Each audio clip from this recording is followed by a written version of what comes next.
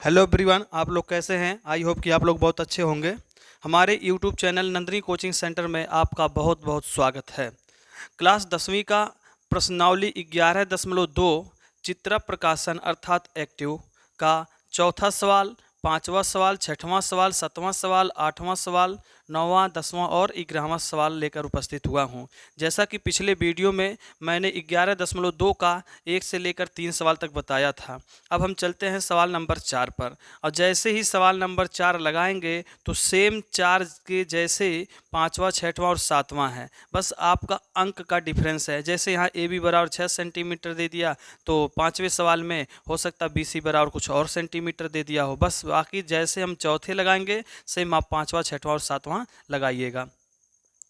तो हम सवाल नंबर चौथा पढ़ते हैं। लिखा हुआ है इसमें कि एक त्रिभुज ए बी सी बनाइए जिसमें बी सी बराबर 6 सेंटीमीटर, ए बी बराबर 5 सेंटीमीटर और कोण ए बी सी बराबर 60 अंश हो। तो कह रहा फिर एक त्रिभुज की रचना कीजिए जिसकी भुजाएं त्रिभुज ए बी सी की संगत भुजाओं की 3 बटे क्या है 4 गुनी हो। तो इस तरह से हम आपका ये सवाल नंबर 4 बताने जा रहा हूं। देखिए, हमको सबसे पहले इसमें त्रिभुज ए बी सी बनाना है, और ए बी सी बनाने के लिए हमको देखिए बी सी बराबर 6 सेंटीमीटर दिया। तो सबसे पहले आप क्या करेंगे, बी सी बराबर 6 सेंटीमीटर पटरी की सहायता से खींचेंगे। तो ये रहा, देखिए मेरे पास पटरी रहा, और इस पटरी में हम क्या करेंगे, बी सी बराबर 6 सेंटीमीटर एक रेखाखंड खींचेंगे। कितना खींचेंगे, 6 सेंटीमीटर।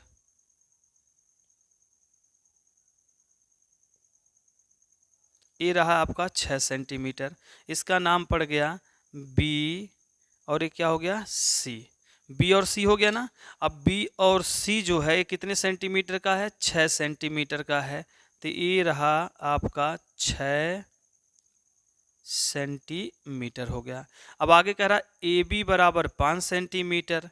ए बी बराबर क्या कह रहा है, 5 सेंटीमीटर, और आगे लिखा है ए बी सी बराबर कितने अंश का है, 60 अंश का है। तो ये जो बीच में अक्षर होता है ना, वही आपका कोण होता है। तो यहाँ बीच में बी है, तो बी की जगह पे कितने अंश का कोण बनेगा, 60 अंश का। तो हम सबसे पहले क्या करेंगे, बी बिंदु पर 60 अंश का कोण बनाएंगे। तो हम या तो चांदे की सहायता से बनाएंगे या तो प्रकार की सहायता से। तो हम चलते हैं प्रकार की सहायता से बनाने। तो ये देखिए, बिंदु बी से आप कोई भी माप लेकर एक क्या लगाएंगे, चाप लगाएंगे। ये रहा है आपका एक चाप।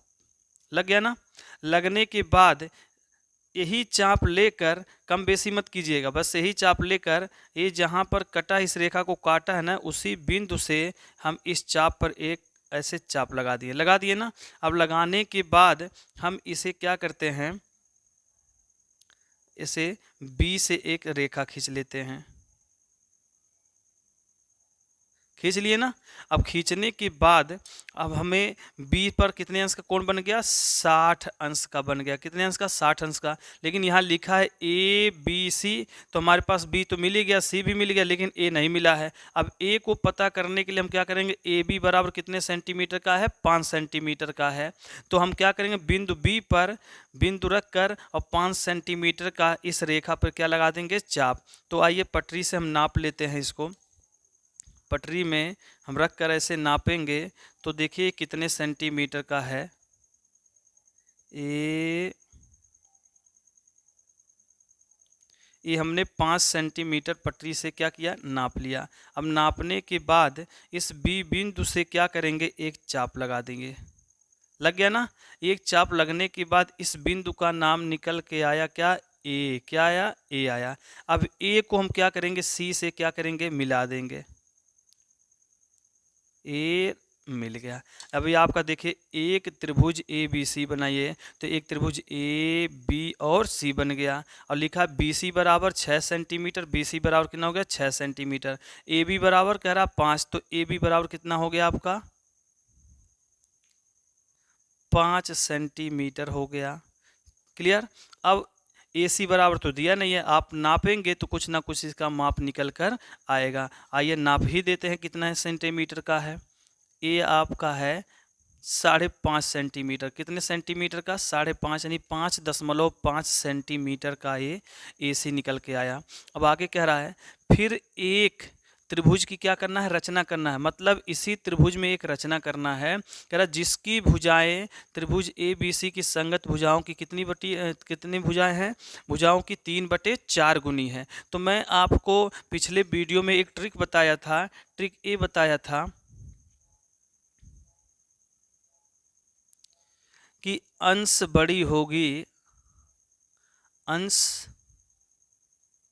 बड़ी होगी तो समरूप त्रिभुज बाहर बनेगा। और फिर बोला गया था यदि अंश छोटी होगी तो समरूप त्रिभुज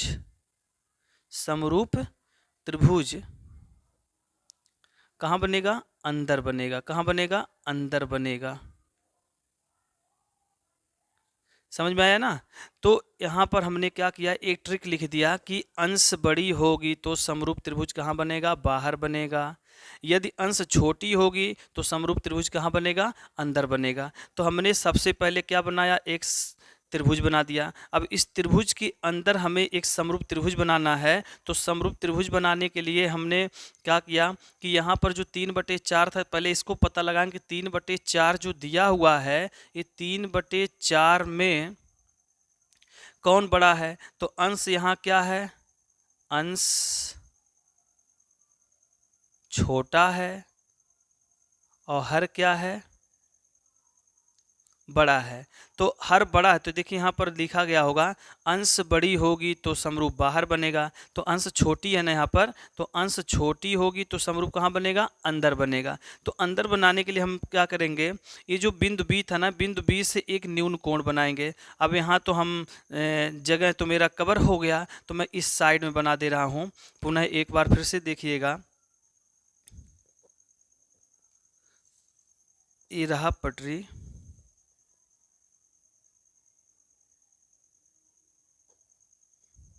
ध्यान से आप देखिएगा अच्छे से।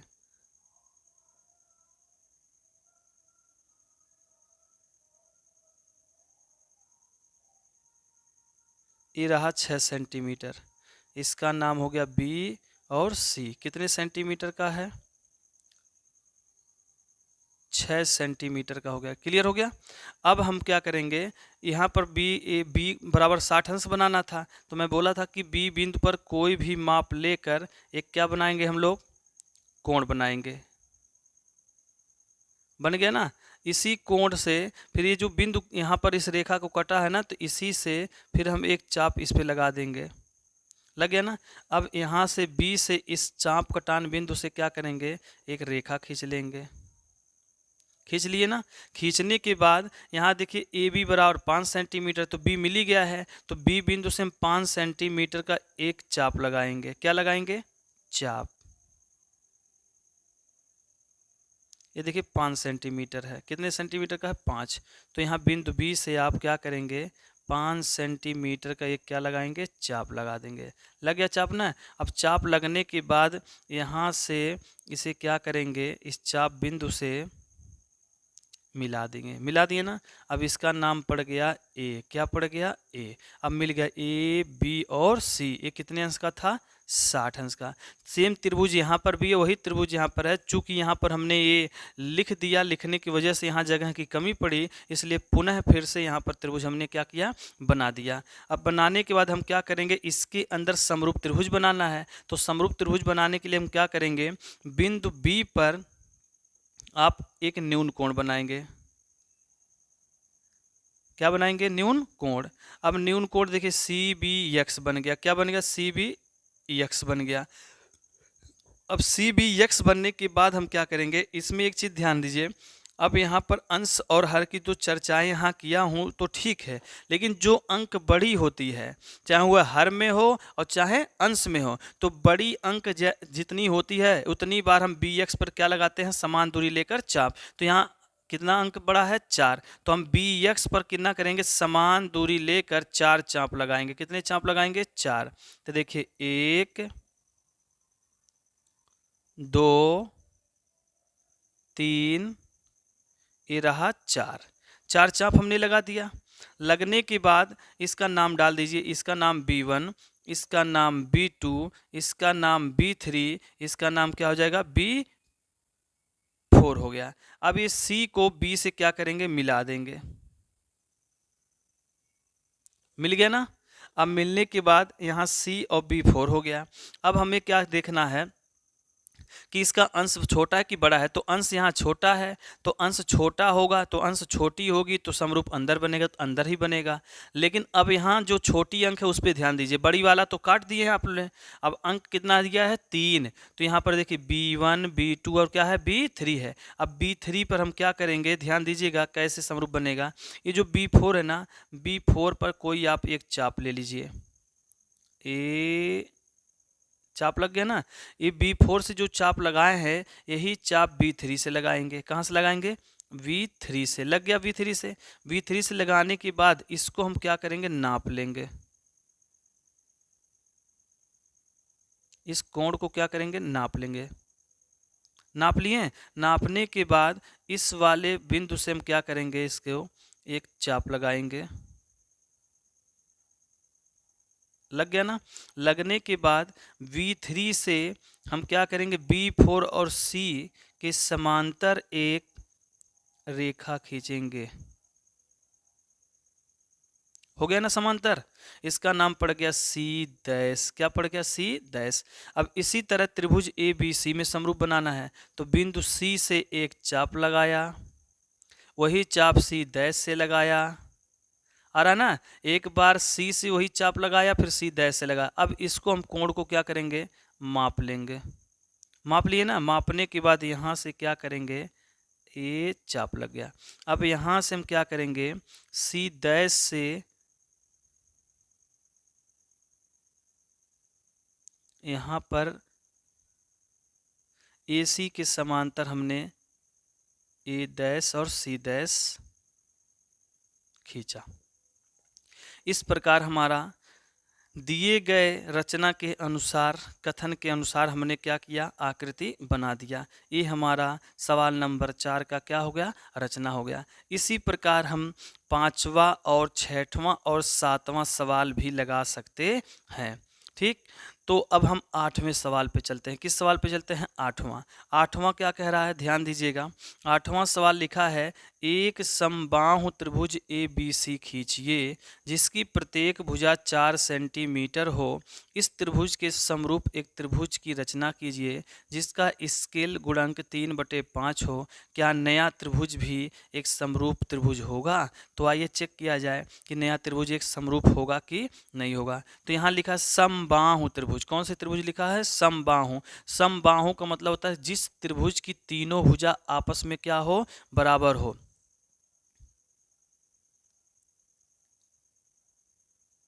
जिस त्रिभुज की तीनों भुजा बराबर हो उसे समबाहु त्रिभुज कहते हैं। इस सवाल नंबर 8 का हो गया। सवाल नंबर क्या हो गया, 8 का।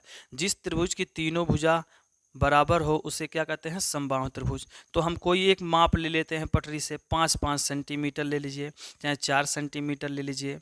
तो हम ले लेते हैं 5-5 सेंटीमीटर। कितने सेंटीमीटर, 5 सेंटीमीटर। कितना हो गया, 5। देख लीजिए 5 हो गया। ये जो है 5 सेंटीमीटर हमने ले लिया। तो सबसे पहले हम क्या करेंगे, एक आधार खींचेंगे। ये ए रहा 5 सेंटीमीटर, इसका नाम हो गया बी, इसका नाम सी। ठीक, 5 सेंटीमीटर हो गया। अब हम बी बिंदु से भी 5 सेंटीमीटर का चाप लगाएंगे और सी बिंदु से भी। तो हम जरा नाप लीजिए पटरी में, ये 5 सेंटीमीटर है कि नहीं है ना 5। तो हम सी बिंदु से एक चाप लगाएंगे। इसी प्रकार बिंदु बी से भी क्या करेंगे, एक चाप लगा दिए। लगने के बाद इस बिंदु का नाम आया ए।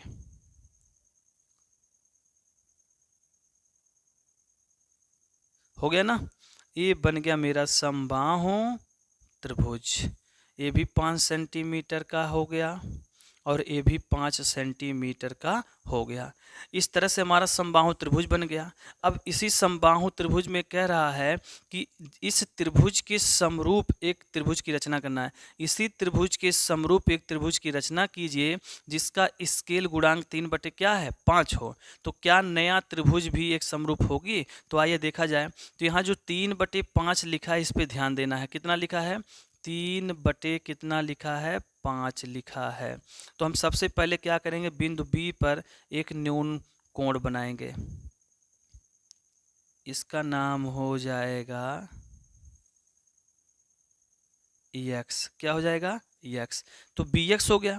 अब इसमें देखिए ध्यान से, तो बी एक्स है। तो अभी थोड़ी देर पहले मैं बोला है कि जो बड़ी अंक होती है ना, वही इस रेखा बी एक्स पर चाप कटान बिंदु बनता है। तो कितना है? 5 है। तो हम क्या करेंगे, बिंदु बी से 5 चाप लगाएंगे समान दूरी पर। देखिए एक चाप, और ये हो गया दूसरा चाप, ये हो गया आपका तीसरा चाप, ये हो गया आपका चौथा चाप, और ये हो गया आपका 5वां चाप। इस तरह से हमने क्या किया, चाप बिंदु लगा दिया। इसका नाम हो गया B1, इसका नाम हो गया B2, इसका नाम B3, इसका नाम B4, इसका नाम B5। अब हम क्या करेंगे, B5 को C से क्या करेंगे, मिला देंगे। ये मिल गया ना। अब यहाँ पर हमारा B5 कौन सा, B5 और C प्राप्त हो गया। अब हमें देखना है कि अंश बड़ा है कि हर बड़ा है। तो यहाँ देखिए अंश 3 है, हर क्या है 5 है, तो अंश क्या है छोटा है। तो देखिए यदि अंश छोटा होगा तो समरूप कहाँ बनेगा, अंदर बनेगा। कहाँ बनेगा? अंदर। तो अंदर कैसे बनता है ध्यान दीजिएगा। ये B5 से हम क्या करेंगे, एक चाप लगाएंगे। लग गया। अब हम किस बिंदु पर लगाएंगे, तो ढूंढने की कोई ज़रूरत नहीं है। यहाँ देखिए कितना लिखा है 3, तो आप 3 से लगा दीजिए। ये लग गया 3। उसके बाद अब इसको काटना कैसे है, ये जो आप चाप लगाए हैं B5 से ना, तो इसका एक कोण बना है। देखिए एक कोण बना है, कोण बना है ना। इस कोण को इस बिंदु से क्या करेंगे, हम काट देंगे। काट दिए। अब हमें 3 है तो B3 से हम क्या करेंगे, इसके समांतर खींच देंगे। देखिए B5C और B3 क्या हो गया, C' हो गया। क्लियर हो गया ना। अब यहाँ पर इसी प्रकार बिंदु C से क्या करेंगे, एक चाप लगाएंगे। बिंदु C से क्या करेंगे, एक चाप लगाएंगे। बिंदु C से एक चाप लगाएंगे। यही चाप C' से भी लगाएंगे। लग गया। अब इस कोण को आप माप लीजिए। माप लिए ना। मापने के बाद यहाँ से क्या कीजिए, काट दीजिए। काटने के बाद C'